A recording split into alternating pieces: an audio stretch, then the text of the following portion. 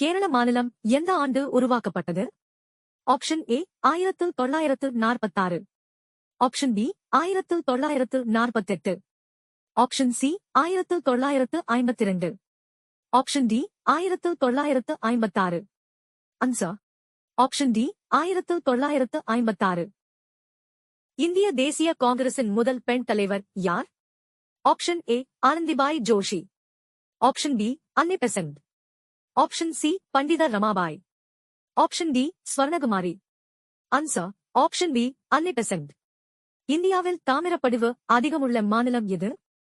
Option A Rajasthan, option B Arunachal Pradesh, option C Uttar Pradesh, option D Chhattisgarh.